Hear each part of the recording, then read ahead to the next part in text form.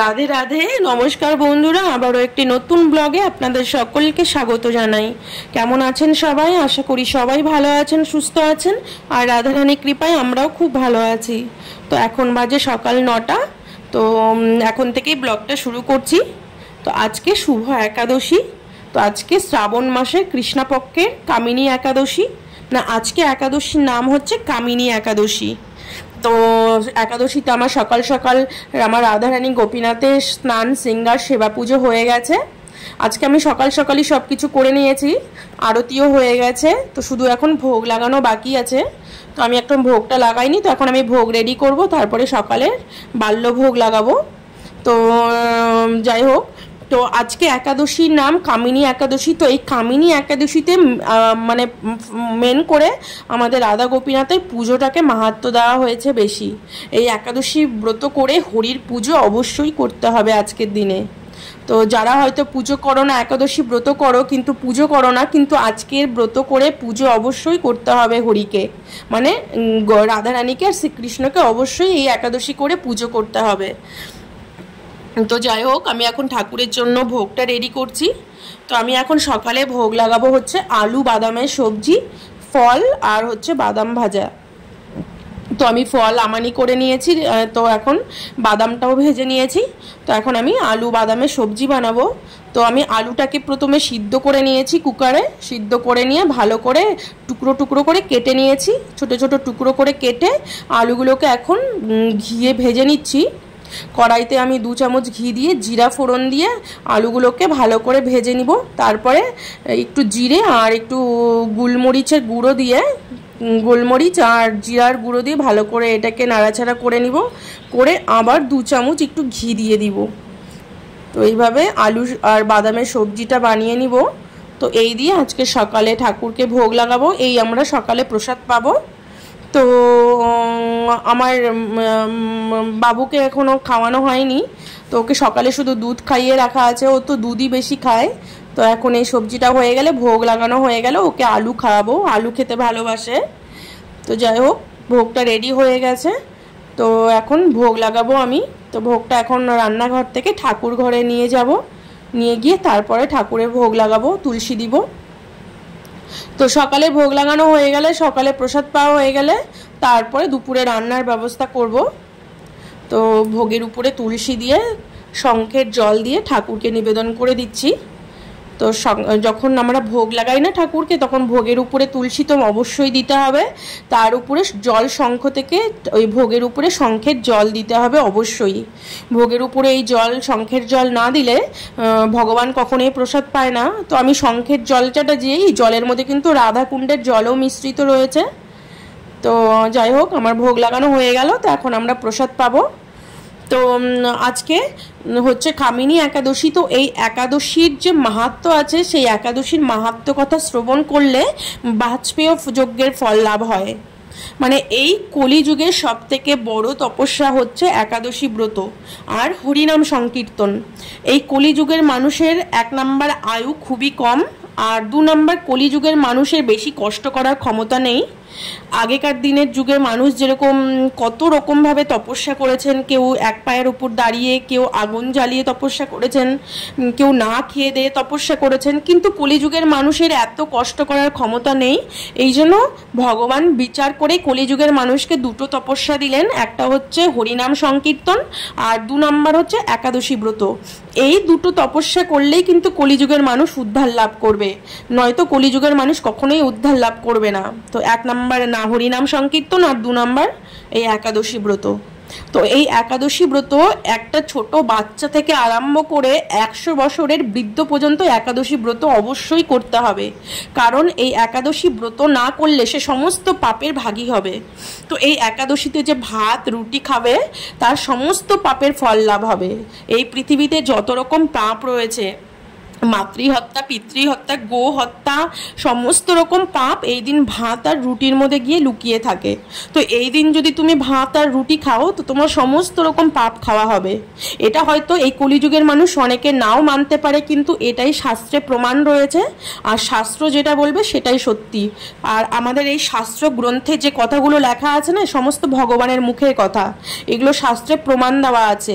আমাদের হিন্দু ধর্মের 18টা পুরাণ আছে। 18টা পুরাণ কে লিখেছেন? স্বয়ং বেদব্যাস। আর বেদব্যাস ছিলেন স্বয়ং ভগবানের এক স্বরূপ।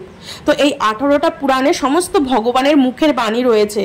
তো এই সমস্ত 18টা পুরাণ যে আমাদের হিন্দু ধর্মের রয়েছে, এই পুরাণগুলো যে না মানবে সে নাস্তিকের মধ্যে গণ্য হয়, আর যে মানবে সে ভক্ত, সে আস্তিক। এই জন্য এই পুরাণে স্বয়ং ভগবান প্রমাণ করে দিয়ে গেছেন যে এই একাদশী ব্রততে যে ভাত রুটি খাবে সে সমস্ত রকম পাপ গ্রহণ করবে। এই সমস্ত রকম পাপের শাস্ত্রে প্রায়শ্চিত্ত লেখা আছে, কিন্তু এই একাদশী ব্রতেতে যে ভাত রুটি খাবে তার ওই পাপের কিন্তু কোনো প্রায়শ্চিত্ত নেই।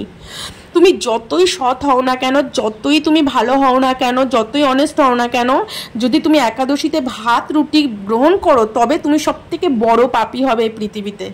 আর এই ভাত রুটিতে সমস্ত রকম পাপ লুকোনো থাকে গিয়ে, এই একাদশীতে সমস্ত পাপ গিয়ে ভাত আর রুটির মধ্যে লুকিয়ে থাকে। এই জন্য আমরা একাদশীতে কখনোই ভাত রুটি গ্রহণ করব না, কারণ কেউ জেনে বুঝে শুনে পাপের ভাগী হতে চায় না। তো তুমি সমস্ত রকম পাপের প্রায়শ্চিত্ত করতে পারবে, কিন্তু ওই একাদশীতে যদি ভাত রুটি খাও তার কিন্তু কোনো প্রায়শ্চিত্ত নেই, শাস্ত্রে প্রমাণ আছে। আর আমি শাস্ত্র ছাড়া একটা কথাও তোমাদেরকে বলবো না।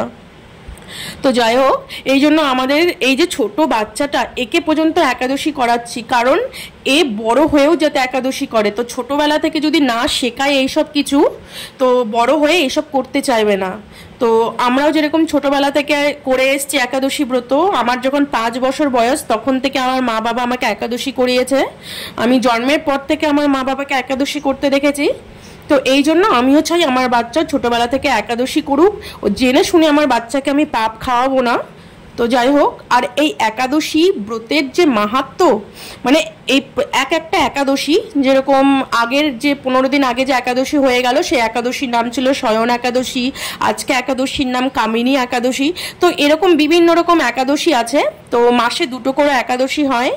তো সেই একাদশীতে কেউ মানে মাসে 2টো করে একাদশী, তো এই 2টো একাদশী এক একটা এক এক রকম একাদশী।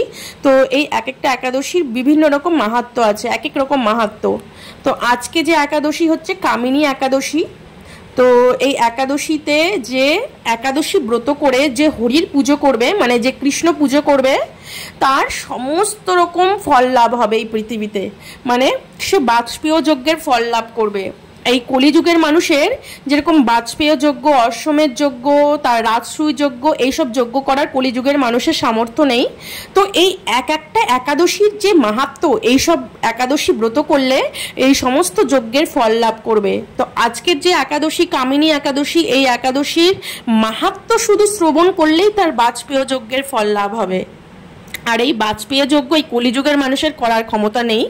এই জন্য এই যে একাদশী কামিনী একাদশীর মাহাত্ম্য কথা শ্রবণ করলেই তার বাজপেয় যজ্ঞের ফল লাভ হয়।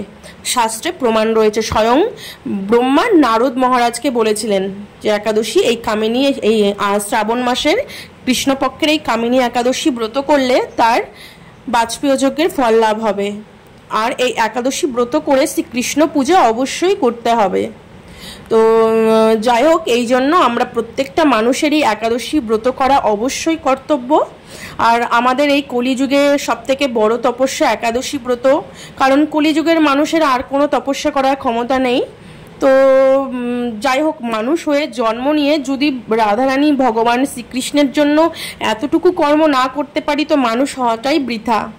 আর এই একাদশী ব্রত করলে ভগবান শ্রীকৃষ্ণ সবথেকে বেশি খুশি হন, আর তেমন অন্য কোনো কিছুতেই এতটা খুশি হন না যতটা একাদশী ব্রত করলে তিনি খুশি হন।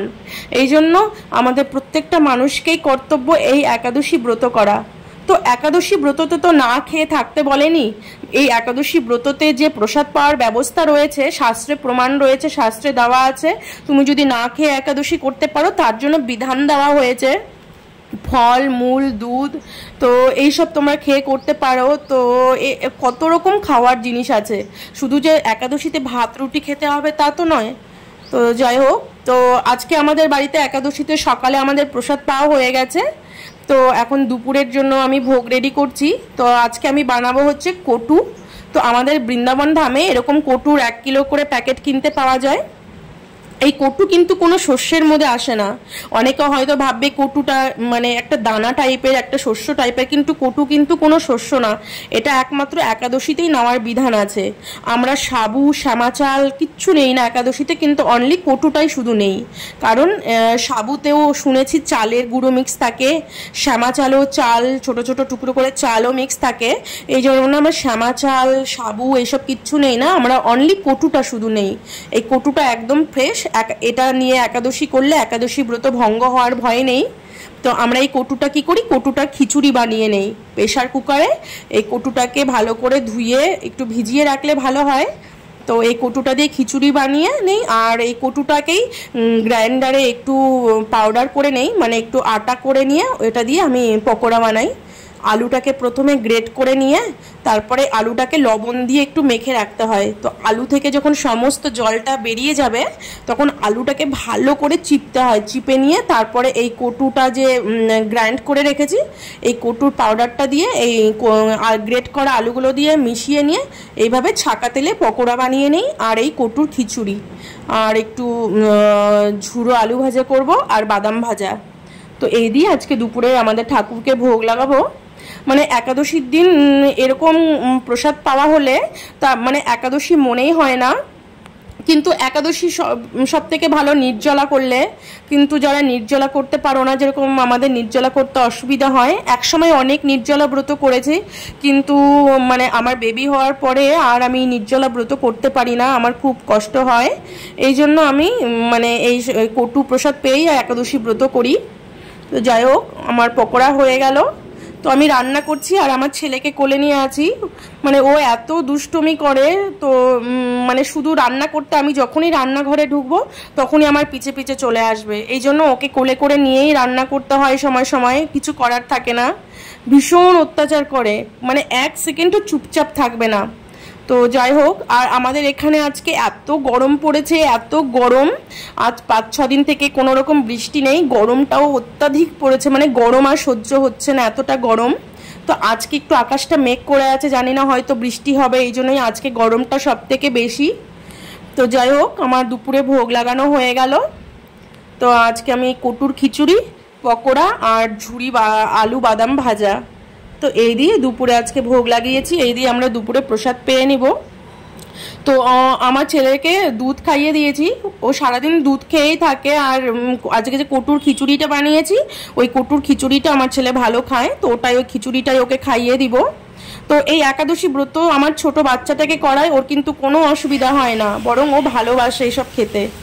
তো যাই হোক, আজকের একাদশীতে এই ঠাকুরকে ভোগ লাগালাম, আমরা দুপুরে এখন এই প্রসাদ পাবো। তো প্রসাদ পেয়ে একটু ওপরে এলাম, ছাদে এলাম। তো এখন বৃষ্টি শুরু হয়ে গেছে, কারণ আকাশটা খুব মেঘলা ছিল, তো এত বৃষ্টি হচ্ছে। তো এখন একটু শান্তি হলো, মানে এত গরম পড়েছিল। তো যাই হোক, আজকের ভিডিওটা এই পর্যন্তই। রাধে রাধে।